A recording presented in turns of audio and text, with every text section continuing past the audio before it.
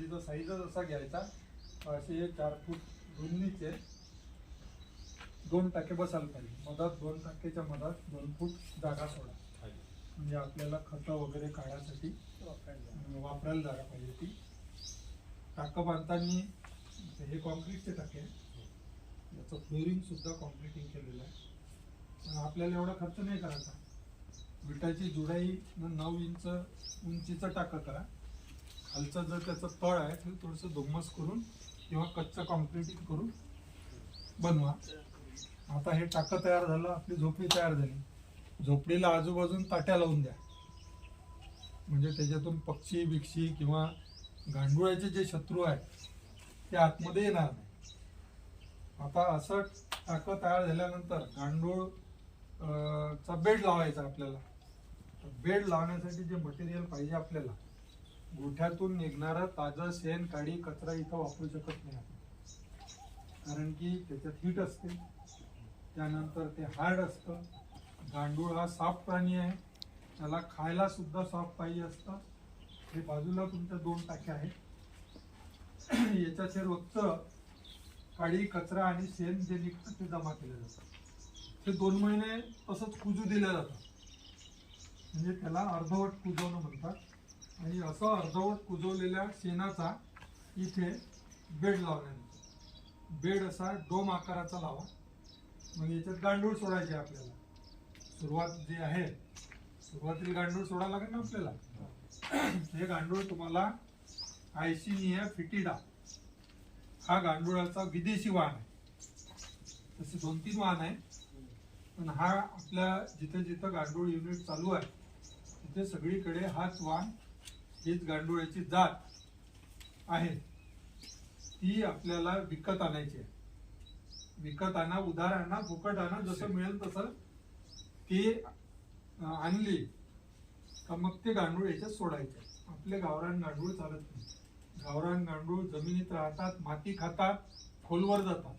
हे गांडूळ जे आहे हे वरती राहून कचरा खातात, शेण खातात. हे थोडेसे लांबीनं शॉर्ट असतात, म्हणजे 9 इंचाचे वगैरे किंवा 1 फुटाचे. आपलं लांब असतं. आणि हे गांडूळ जाड असतात आणि हे फक्त कचरा आणि शेण खाण्याचंच काम करतात. यामध्ये आहे का हो, दाखवून. मग त्यामुळं कचरा आणि गांडुळाचं प्रमाण जर व्यवस्थित असलं, बरोबर असलं, तर 1 महिन्यात गांडूळ खत तयार होतं. गांडुळाची संख्या कमी असेल तर मग वेळ लागतो. 5 किलो कचऱ्यासाठी आपल्याला 100 गांडूळ पाहिजे असतात. म्हणजे पहा, एवढ्या बेडसाठी किती हजारो गांडूळ लागले. तर सुरुवातीला आपण समजा 1 किलो विकत आणले, 500-600 रुपये किलो गांडूळ मिळतात आणि 1 किलोमध्ये 800 ते 1000 गांडूळ येतात. ते आणायचे 1 किलो टाकायचे. गांडूळ एवढे फास्ट वाढतात की 1 वर्षामध्ये 1 गांडुळाचे 250 गांडूळ तयार होते. म्हणजे याच्यात तुम्ही 1000 गांडूळ टाकले तर पुढच्या वर्षी याच्यात 25,000 गांडूळ मिळेल. आणि जेवढे गांडुळाची संख्या जास्त होईल तेवढं खत आपलं लवकर तयार होतं. आता याच्यात बेड लावला आपण, गांडूळ टाकले, बेडवरचं सगळं मटेरियल पाणी टाकून ओलं करून घ्या. गांडूळ सोडा, वरून पोते झाका. पोत्यावर दिवसातून 2 वेळा पाणी टाकत राहायचं. पाणी टाकणं बंद नाही करायचं. पाणी टाकणं बंद केलं का त्याच्यामध्ये कोरडं झालं का गांडूळ मरतात. हा, उष्णताही होते आणि कोरड्या याच्यात ते काम नाही करत ना.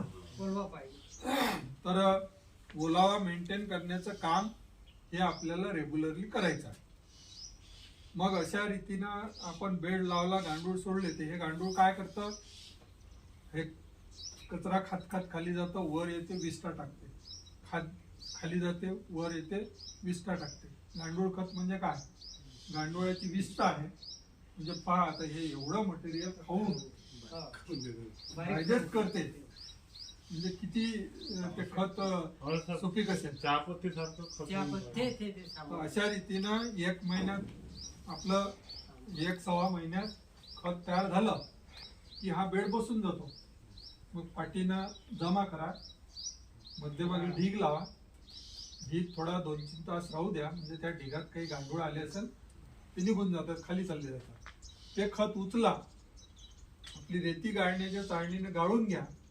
गाळणे याच्यासाठी का त्याच्यात काही खडे गोटे जर असले तर ते निघून जाते, आणि नाही गाळलं तरी काही असं चालतं. मग असं जे खत आहे हे डायरेक्ट तुम्ही पिकाला वापरायचं. किंवा मग आपल्याला आता पिकाला वापरायची वेळ नाही आहे, मग सावलीमध्ये ढीप मारून ठेवा किंवा बोऱ्यात भरून ठेवा, फक्त सावलीत ठेवायचं, म्हणजे 6 महिन्यापर्यंत तुम्हाला वापरता येतं. या खतामध्ये सेंद्रिय पदार्थ आहे, जीवाणूची संख्या मोठ्या प्रमाणात आहे त्या दोन्ही कंपोस्ट पेक्षा. सगळे न्यूट्रिएंट आहे याच्यात. नायट्रोजन 2.5 to 4% आहे. त्याच्यात किती आपण एका ह्याच्यात 0.5 आणि एका ह्याच्यात 1.5 आहे.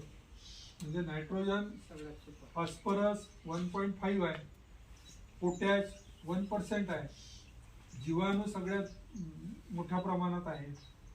प्लस या खतामध्ये हार्मोनची ऍक्टिव्हिटी आहे. म्हणजे जे हार्मोन्स आपण विकत घेऊन पिकावर फवारतो, कशासाठी फवारतो? की चकाकी यावी, वाढ व्हावी, फुलं यावे, फळ जास्त धरावे, फळाचा साईज वाढावा, याच्यासाठी हार्मोन्स वापरतो ना आपण. तर त्या गांडुळाच्या शरीरातून जे सिक्रिशन निघतं ते एक हार्मोन्स आहे. ते हार्मोन्स या खतात आलेलं आहे. त्यानंतर त्याच्यामध्ये फंजीसायडल ऍक्टिव्हिटी आहे, म्हणजे पिकावर रोग निर्माण करणाऱ्या बुरशी मारण्याची क्षमता सुद्धा या खतात आहे, आणि ते सिक्रिशन या गांडुळाच्या शरीरातून आलेलं आहे. म्हणजे याच्यात 2 जे फायदे आहेत ते जास्तीचे मिळाले. न्यूट्रिएंट जास्त आहे, जीवाणू जास्त आहे, सेंद्रिय पदार्थ आहे ते सारखेच असतात. तर असं जर आपण खत आपल्या पिकाला वापरलं तर आपली जमीन सुपीक नाही होणार, पिकं चांगले नाही येणार. आणि हे किती वापरायचं आहे तुम्हाला? फक्त 500 किलो एका एकराला, 2 टन वापरायचं. मग हे गांडूळ युनिट लावायला काही अडचण आहे का आपल्याला? काहीच अडचण नाही.